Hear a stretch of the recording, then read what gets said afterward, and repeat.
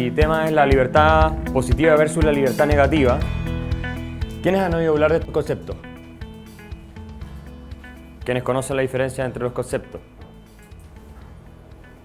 Ah, ya, porque si te levantabas lo mismo la cantidad de la mano, mi charla ya estaba ya. Esta es una distinción clásica en la historia del pensamiento filosófico. El que la formuló de manera más clara es Isaiah Berlin, en un ensayo que se llama Dos ideas de libertad, que yo se los recomiendo porque está todo muy bien planteado ahí. ¿Cuál es la idea de la libertad negativa y por qué se llama negativa? La idea de la libertad negativa es libertad como no interferencia, lo que conversábamos ayer, ¿se acuerdan con algunos? Que ustedes puedan perseguir sus fines sin ser impedidos por terceros, por coacción arbitraria por parte de terceros. ¿Ya? Yo quiero ser médico, bueno, puedo ir a estudiar medicina, nadie me lo va a prohibir, ¿de acuerdo? Yo quiero ser o casarme, no sé, con X persona, nadie me lo puede prohibir. Por ejemplo, en tiempos de la segregación racial en Estados Unidos eso era imposible, ¿no es cierto? Entonces ahí tú tienes una afectación de la libertad negativa. Tú no te podías casar con un afroamericano si querías porque las leyes lo prohibían, ¿ya? En tiempos de la segregación racial. Estoy hablando antes de la guerra civil. Si tú eres un esclavo, lo que se está afectando es tu libertad negativa, porque tú te estás convirtiendo en un instrumento para satisfacer fines de otro, ¿ya? O sea, tú no eres libre de perseguir tus fines. Yo te voy a decir a ti cómo tienes que vivir tu vida y vas a tener que vivirla de acuerdo a lo que yo considero que es bueno y obviamente para servirme a mí, ¿ya? ¿Se entiende la idea? Ahora, no es estar libre de cualquier tipo de coacción o de cualquier tipo de violencia, es estar libre de violencia arbitraria. Porque si ustedes vienen a atacarme a mí para obligarme a hacer una determinada cosa y yo me defiendo violentamente, esa violencia que yo estoy ejerciendo en contra de ustedes no es atentatoria de la libertad, protege la libertad. ¿Se explica? ¿Se entiende? O sea, si yo, ahí los veo como, ¿de qué está hablando? No entiendo. Si yo voy, ¿cómo te llamas tú? ¿Sí? María Jesús. Si yo voy y por la fuerza te agarro y te trato de obligar a hacer algo que tú no quieres hacer y tú te defiendes violentamente y me golpeas, me noqueas o incluso me pegas un tiro, esa violencia que yo estaba ejerciendo sobre ti afecta tu libertad, porque yo sí estaba tratando de convertirte a ti en un medio para satisfacer un fin mío, pero la que tú estás ejerciendo no es contraria a la libertad, porque lo que tú estás haciendo es precisamente defenderte de una agresión que buscaba coartar tu libertad, ¿ya? O sea, yo era el agresor y tú te defendiste utilizando la violencia para proteger el derecho que tú tienes a perseguir tus propios fines. Y me neutralizaste, ¿ya? Entonces, si tú me agredes a mí, tú no estás coartando mi libertad, porque la libertad negativa implica el derecho de cada persona a perseguir sus fines sin coacción arbitraria por parte de terceros. Yo, al agredirte a ti, lo que estoy haciendo, arbitrariamente, es limitar tu libertad, pero no estoy ejerciendo libertad en un estricto sentido. ¿Por qué? Porque la libertad implica el no ejercicio de la coacción arbitraria, pero yo estoy ejerciendo coacción arbitraria. ¿Sí? Cuando uno dice, entonces yo te puedo matar, no, es que eso no es ejercicio de la libertad. La libertad, por definición, en este sentido, son límites a tu conducta, respecto de la conducta de otro. Yo soy libre, como dice, ¿no es cierto?, el típico refrán, hasta que empieza la libertad de los demás. Pero cuando yo agredo la libertad de otros, yo ya no estoy en condiciones de decir estoy ejerciendo mi libertad, te estoy robando, te estoy matando, te estoy haciendo cualquier cosa, esto es mi libertad. No, eso no es libertad. La libertad por definición es un límite que tiene que ver con también la posibilidad que tú tienes de perseguir tus fines, sin que nadie te agreda. ¿Se explica? Ya. Esa es la libertad negativa. Es básicamente estar libre de coacción arbitraria. Esta es la libertad que defiende el liberalismo clásico esencialmente, ¿ya? Entonces, ¿qué pasa? Como la violencia es una realidad en las sociedades, cualquiera en cualquier minuto puede ejercer violencia sobre otro, entonces decimos ya, el Estado va a tener el monopolio de la violencia física, ¿no es cierto? Y al tener el monopolio de la violencia física, lo que va a hacer es evitar que nosotros nos agredamos entre nosotros. Y si llegamos a agredirnos, bueno, nos va a aplicar sanciones, nos va a meter presos, en fin. Antes existía la pena de muerte, todas esas cosas. Sí, el Estado es la solución a una pregunta que es fundamental en sociedad, es cómo manejar la violencia en la sociedad. La posibilidad de que cualquier minuto cualquiera llegue y te roba todo lo que tú tienes. Te somete, te esclaviza, te mata. ¿Cómo resolvemos eso? Tenemos dos formas. O tú te defiendes y te organizas para defenderte con otra gente, o creamos una estructura donde se le entrega el monopolio de la violencia y es el encargado a través de los tribunales, las policías y todo eso de que esto no ocurra. Cuestión que tampoco se cumple, pero en teoría es así, ¿ya? La libertad positiva, ¿cuál es? La libertad positiva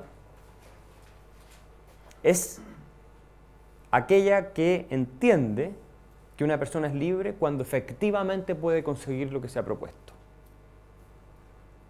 O sea, no es la posibilidad de obrar, no es el derecho a perseguir la felicidad, como dice la Declaración de Independencia de Estados Unidos. Tú tienes el derecho a perseguir tu felicidad. La libertad positiva es más o menos el derecho a ser efectivamente feliz. Y por lo tanto, todo lo que te impide a ti conseguir el objetivo que te has propuesto es un impedimento de tu libertad. Yo necesito para ser feliz tomarme 3 meses de vacaciones al año, o ese es mi objetivo. No puedo porque tengo que trabajar para poder mantenerme, no soy libre. No puedo pagar una universidad que otros sí pueden pagarse, no tengo libertad para ir a estudiar. ¿Me explico? O sea, la diferencia entre la libertad negativa y la positiva es que el liberal clásico te diría, no, tú tienes la libertad de ir a una universidad a estudiar, nadie te prohíbe. Lo que pasa es que, obviamente, tienes que pagar para eso, ¿ya? Entonces, el que defiende la libertad positiva te dice, bueno, pero es que si tengo que pagar para eso, ¿de qué me sirve la libertad que tengo de poder ir? Por lo tanto, yo no soy libre. Y lo que el Estado tiene que hacer es entregarme educación gratis, es decir, que la paguen otros, para yo tener igual libertad que el que tiene la plata. ¿Ya? O sea, la crítica que le hace el liberal de la libertad positiva al de la negativa es que su libertad es puramente formal, no es libertad material, sustancial. Entonces, la libertad positiva es entender la libertad como poder, el poder efectivo de conseguir lo que te has propuesto. En un ejemplo un poco más ridículo, si yo no me puedo subir a un jet privado para irme a Nueva York, no tengo libertad. Que la tiene, tal vez, el hijo de un multimillonario. Soy menos libre que él, porque esa opción no la tengo. O sea, la libertad positiva entiende libertad como acceso a bienes materiales, como poder estar libre de tus propios límites internos, por ejemplo, psicológicos. Si tú supuestamente tienes una conciencia falsa de clases, como diría Marx, porque las estructuras de producción en las cuales tú vives y todo, tu mentalidad es capitalista, porque Marx decía que si estás inmersa en una sociedad capitalista, tu conciencia, tu forma de ver el mundo se va a definir a partir de esa estructura económica, entonces tú eres víctima de eso, entonces no eres libre. Estás determinado por la clase a la que tú perteneces a pensar de una cierta forma. Entonces Marx decía, bueno, la forma de romper este hechizo, en primera instancia, es entender cómo funciona el mundo a través del materialismo dialéctico. Y una vez que tú entiendes eso, te puedes deshacer de esa conciencia de clases que tú estás determinado a tener, ¿no es cierto? Y puedes entender que el camino es el socialismo. O sea, la única persona libre que existe es la que apoya el socialismo, básicamente. Eso es lo que dice el marxismo. Los que no lo apoyan o lo rechazan son víctimas de una falsa conciencia. ¿Ya? Entonces, es la idea de que tú eres dueño y señor de absolutamente todo lo que tú te has propuesto. Tiene esa dimensión subjetiva. Todos los totalitarismos se basaron en esta idea. Los marxistas, los nazis también. En el sentido de que tú no sabes, por ejemplo, lo que es bueno para ti porque eres víctima de ciertos impulsos psicológicos deterministas, ciertas estructuras de clase o ciertas propensiones de otra naturaleza. Y yo, el iluminado, que sí sé lo que es bueno para ti, te voy a obligar contra tu voluntad a hacer determinadas cosas que tú no sabes que son buenas para ti, pero yo sí, y entonces te estoy haciendo libre. Porque la libertad consiste también en perseguir lo que es mejor para ti. ¿Ya? Entonces, la diferencia fundamental entre la libertad positiva, y este es un tema súper profundo, y negativa, es que la libertad negativa implica la ausencia de coacción. Yo no me meto en tu vida. Haz lo que quieras, en la medida en que no dañe a otro y no le impida a otro hacer lo que quiera. ¿Ya? Por eso se llama negativa, no intervenir. La libertad positiva se llama positiva no porque es buena. De hecho, Berlin en ese ensayo dice que es el fundamento de los totalitarismos, la libertad positiva. Sino porque implica que positivamente tú puedes conseguir lo que te propusiste. ¿Ya? Tú puedes alcanzar el fin que te propusiste. Y para eso tienes que tener ciertos instrumentos. Entonces, cuando se habla de derechos sociales, que es un tema que nosotros tocamos al pasar aquí, muchos lo entienden como instrumento de libertad.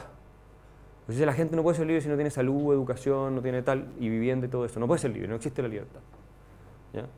Entonces, el Estado, que se supone que protege la libertad negativa, se convierte en un agresor.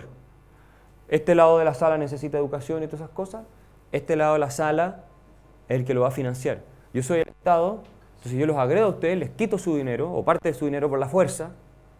¿Ya? Eso es agredir su libertad negativa, porque yo ya no estoy respetando el derecho a disponer libremente que ustedes tienen de sus cosas. Los agredo, les quito por la fuerza su plata, o parte de su plata, y se las paso a ellos. ¿Ya? Entonces la libertad positiva, en ese sentido, se ve fortalecida porque ellos ahora van a tener medios que antes no tenían. La libertad negativa de ustedes se va a ver restringida. La pregunta que hay que hacerse es cuál de las dos es la auténtica libertad, porque son incompatibles entre ambas. No es compatible la una con la otra. Desde el punto de vista de filosofía política. ¿Ya? Y con esto voy terminando.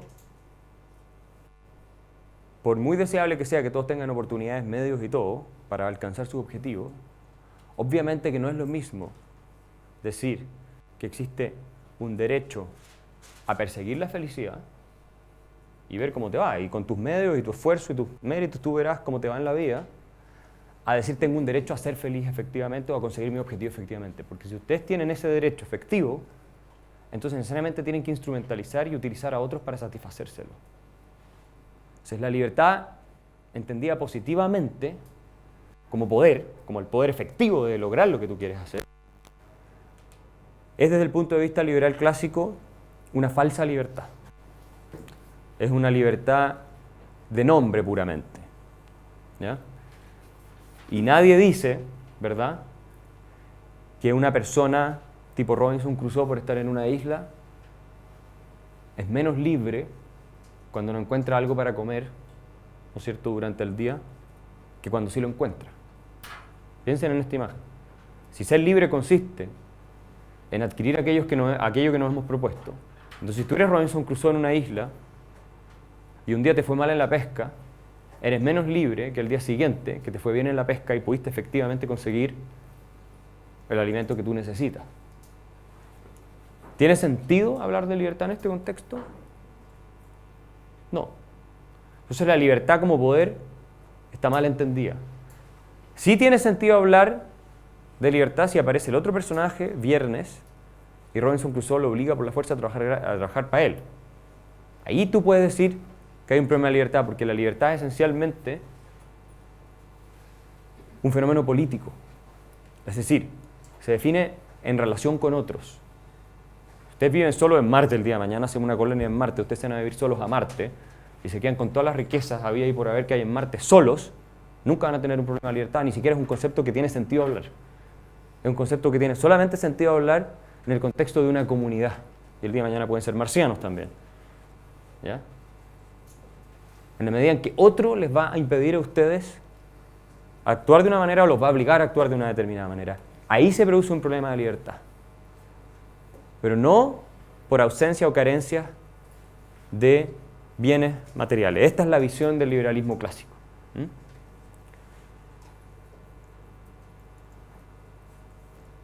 Hayek también trata esto en su libro Los Fundamentos de la Libertad, que es otro texto que yo les recomiendo, donde él la explica con bastante detalle y en varios ejemplos. Así es que este es un tema ultra complejo y muy profundo. Y por lo tanto, lo que yo les he podido dar aquí es nada más que un barniz. Si les interesa más literatura para profundizar, para informarse, encantado de recomendárselas. A mi juicio este es el tema más importante en la discusión de la filosofía política, uno de los más importantes en la discusión de filosofía política. Muchas gracias.